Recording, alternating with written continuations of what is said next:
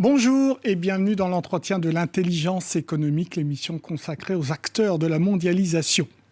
Les Français de plus en plus accros à la malbouffe. C'est du moins avec ce terme qu'ils qualifiaient la cuisine venue de l'autre côté de l'Atlantique. Or, on assiste à un cocasse retournement de situation. D'après la dernière étude du NPD Group, un cabinet d'expertise sur les tendances du marché, eh bien, l'art culinaire français s'américanise. Burgers, bagels, muffins, cookies, donuts concurrencent de plus en plus vin et jambon beurre. Pour en parler, je reçois Maria Bertoc, experte dans le secteur de l'alimentation au NPD Group. Bonjour. Bonjour. Depuis combien de temps cette tendance à l'américanisation de la cuisine française ? Nous, comme on est un cabinet d'études, en fait, on suit les tendances vraiment avec un outil. On a un panel de consommateurs représentatifs de la population française et on interroge plus de 14 000 personnes par mois. Donc, c'est avec cet outil qu'on est capable de comprendre et de suivre donc, les évolutions. Et notre panel est actif en France depuis 10 ans. Et on considère que ces changements, justement, de tendance sur le marché s'opère depuis 10 ans. L'américanisation, voilà, ça a commencé vaguement en 2008-2009. Que la cuisine française ou l'ensemble de l'Europe est concernée ? On peut dire, donc, juste pour préciser, que le même outil existe dans les 13 pays du monde, et on suit bien l'Europe également. L'Europe du Sud est moins concernée. D'accord. Par exemple, le marché italien, il est beaucoup moins chaîné et par la suite, il est beaucoup moins américanisé. Mais vous savez que Starbucks a ouvert un premier café en Italie aussi. Donc, ça vient également dans d'autres pays. Ouais. Plutôt l'Europe du Nord est beaucoup plus touchée par ce phénomène. Oui, beaucoup plus touchée. Bon, après, sans questionner le marché anglo-saxon, parce qu'évidemment, il reçoit beaucoup plus d'influence. Ouais. Alors, si on prend les chiffres, le burger, par exemple, c'est plus 50% depuis 10 ans. Et l'autre phénomène important, c'est plus 20%, mais en dehors de la restauration rapide. En gros, c'est un plat normal d'un repas. Oui, parce que pour la restauration rapide, c'est un produit classique, donc on n'est pas étonné. Et pour la restauration à table, ce qui s'est passé, ils ont vu que c'est un produit qui s'adapte bien aussi à la cuisine, on va dire, classique, puisque la France, c'est un pays carnivore. Après, l'avantage d'un burger, c'est qu'il est beaucoup plus facilement consommé avec les mains. Et ça convient aussi aux adultes, aux enfants, aux ados. Donc, c'est un produit transgénérationnel. Dans un sens, ça couvre toutes les générations.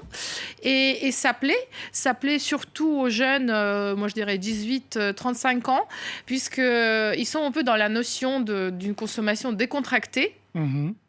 Et on peut marquer aussi États-Unis. Donc, ils se sentent un peu appartenir à ce monde moderne. D'où le fait qu'ils préfèrent le bagel, donc c'est un sandwich, à notre sandwich traditionnel. Bah oui, parce qu'en fait, un bagel, c'est un sandwich à tout, on peut dire. Voilà, il n'y a rien au milieu. Mais pareil, le fait qu'il soit un peu américanisé, un peu marqué, on dit même bagel new-yorkais, souvent, il est présenté comme un produit un peu plus sain. Parce qu'il y a peut-être le saumon dedans, un peu d'herbes, etc. Donc, c'est pour ça que ça attire les consommateurs. Alors, même dans le sucré, la tendance est à l'augmentation pour cette américanisation. Le muffin, le donut et le cookie, est-ce qu'ils seraient en train de remplacer notre éclair au chocolat et autres pâtisseries françaises ? C'est difficile de le dire. Nous, ce qu'on a étudié surtout, c'est que c'est une gamme de produits, on va dire, de grignotage à l'américaine. Et en fait, cette gamme progresse bien au moment, justement, de grignotage, soit le matin, soit dans l'après-midi. Et le fait que les Français préfèrent, on va dire, grignotage sucré, ça, c'est connu. On est très différent des Anglais. Les Anglais, c'est beaucoup plus vers le salé. Et en fait, l'histoire, c'est que ce sont les produits qui sont faciles à importer et qui se riment bien aussi avec le café. D'où un intérêt particulier pour ces grignotages, on va dire, à l'américaine et surtout au sucré. Et d'où le fait qu'on les trouve aussi dans les boulangeries traditionnel. On trouve de plus en plus de cookies et de donuts dans les boulangeries françaises. Tout à fait, parce que comme les boulangeries ont vu que c'est un produit qui marche et qui séduisent justement les jeunes, donc je vais toujours mentionner 18-35, c'est les gens qui ont beaucoup plus voyagé en dehors de l'Europe qui connaissent justement ces produits et qui consomment ce produit plus éventuellement que les viennoiseries classiques, traditionnelles. Alors, même au restaurant, dans le sucré, la carte des desserts, on voit aussi pointer le cheesecake et le carrot cake. Là aussi, ils trouvent leur place, ces produits américains? Bon, à vrai dire, ça reste encore niche, parce qu'on préfère quand même les desserts classiques, surtout en restauration assise. C'est plutôt des desserts qui apparaissent par-ci, par-là, parfois toujours dans les cafés, plus américanisés, comme certaines marques qu'on connaît sur le marché. Oui. Alors, à quoi ça sert? La France a essayé de protéger sa cuisine en 2005, notamment le repas, donc le modus operandi du repas français qui a été classé à l'UNESCO. On voit que tout ça vient bouleverser cette protection de l'art culinaire français. Deux choses. D'abord, le bouleversement s'opère dans la grande partie dans la cuisine de la restauration rapide. Oui. Effectivement, la cuisine de la restauration à table est touchée, mais dans une moindre mesure. Parce on assiste parfois à des burgers chics avec du foie gras, fromage, je sais pas, raclette. Et il y a des burgers qui sont vendus dans les restaurants de luxe avec des prix exorbitants. Mais en même temps, on peut pas nier le fait que le marché est perméable, les tendances qui viennent d'ailleurs, la globalisation, on ne peut pas le nier, il y a des goûts plus exotiques ou américains qui arrivent sur le marché. Et donc, ça montre plutôt la modernisation de la cuisine française. On n'oublie pas l'ADN, mais on le nourrit avec des tendances qui viennent d'ailleurs. Sauf que vous utilisez un mot dans votre dossier de presse, sur votre rapport, vous parlez de déstructuration du repas à la française. C'est un mot qui est fort quand même.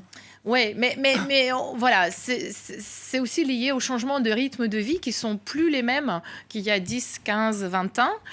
Donc les gens sont beaucoup plus en déplacement lors d'une journée de travail. Si avant c'était assez classique de manger assis ou manger à la cantine, il y a une multitude de solutions aujourd'hui qui permettent de consommer soit un repas déstructuré qui va vous remplacer votre déjeuner classique à midi. Les Américains, ils sont meilleurs sur le marketing de leurs produits. C'est difficile à dire s'ils sont meilleurs ou pas. Je pense que c'est un peu l'attirance par rapport à des goûts un peu exotiques qui fait que tout ce qui vient d'ailleurs, ça marche plutôt bien en France. C'est pas très exotique, les États-Unis. Oui, c'est pas très exotique, mais dans le sens, ça reste extérieur et moderne. Et puis c'est porté par la culture américaine. Ça veut pas dire que le magret de canard est mort, donc c'est surtout ça. Les Français sont pas bons sur ce qu'on appelle la street food, donc c'est la cuisine qu'on trouve dehors en marchant, etc. Il y a un gros progrès à faire là-dessus. Oui, si vous voulez, en fait, en résumant, pour nous, à part les boulangeries sandwicheries avec leurs sandwichs, on n'a pas tellement de notion de cuisine de rue. On n'a pas évolué là-dessus. On n'a pas des plats cuisinés, c'est plutôt les choses assez simples à importer. Donc, il y a des choses qui peuvent arriver. Justement, on a vu le développement de plats de pâtes à importer. Donc, il y a des petites solutions qui arrivent sur le marché. Il y a aussi la cuisine asiatique qui fait aussi des progrès, en fait, sur des options présentées. Donc, vous voyez des réactions par rapport à cette américanisation de la part des acteurs. Vous les voyez réagir? Oui, on voit à la fois intégrer certains produits, on va dire, américains, et proposer des solutions un peu francisées. Voilà. Donc, c'est le fameux burger avec du fromage de France, etc. Vous êtes une experte. Est-ce que cette tendance que vous voyez depuis une dizaine d'années va se poursuivre? On considère que oui. On ne peut pas s'échapper au monde en marche, donc, sauf si on ferme les frontières, mais je crois que ce n'est pas souhaitable. Mais vous dites que, par exemple, un pays comme l'Italie résisterait beaucoup plus que la France. L'Italie résiste par le simple fait qu'il y a beaucoup moins de chaînes. Donc, entre guillemets, l'attaque de chaînes de restauration est moins forte. Mais ça change progressivement aussi. Ouais. On disait à une époque que le plat le plus consommé par les Européens, c'était le kebab. Est-ce que c'est toujours vrai ? Je ne sais pas si... nous, ça ne vient pas de chez nous, alors peut-être. Chez nous, le marché de kebab, ça reste quand même un marché assez niche. C'est vrai que ça joue, ça part sur le marché justement de grignotage ou de plats du soir. Mais à une époque, c'était un peu par défaut, comme il n'existait pas d'autres solutions accessibles et ouvertes tard. C'est surtout ça, oui. Merci beaucoup, Maria Bertoc, pour vos réponses. L'entretien de l'intelligence économique, c'est terminé. Mais évidemment, comme d'habitude, vous pouvez retrouver cette émission sur france24.com. Au revoir.